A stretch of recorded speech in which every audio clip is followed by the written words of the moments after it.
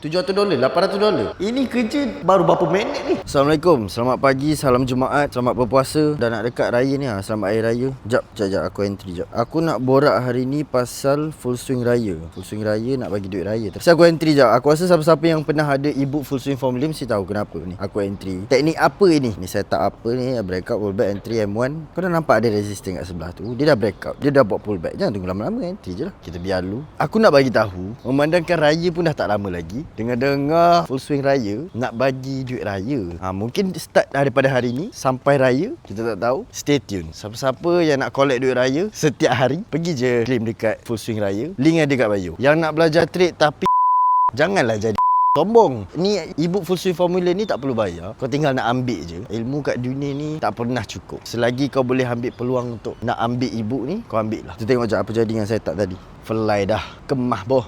Barang fly bos, $130.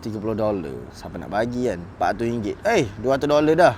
Terbang lagi. Ini kerja baru berapa minit ni? 3-4 minit baru ni. $400 dah profit sekarang. Kenapa aku entry buy tadi? Ni kau boleh tengok kat sini ni. Kat sini ada resistance. So ni resistance line. Dia dah breakout. Dia dah buat pullback. Aku terus entry. Fly. Naik ke atas. Masih fly lagi ni. $600, $700, $800. Aku nak collect ni. Daripada $100 tadi. Dah running 50 pips. Dah cukup dah ni. Tiba-tiba $900. Nak dekat $1,000 dah. So aku collect dulu. Siap. $1,000 adalah lebih kurang RM4,000. Standby duit raya. Aku nak bagi duit raya. Full swing formula pun nak bagi duit raya. Kau standby je lah. Tekan link kat bio. Tekan 3 titik atas. Tekan open browser. Jom kita full swing raya sama-sama. Jangan lupa claim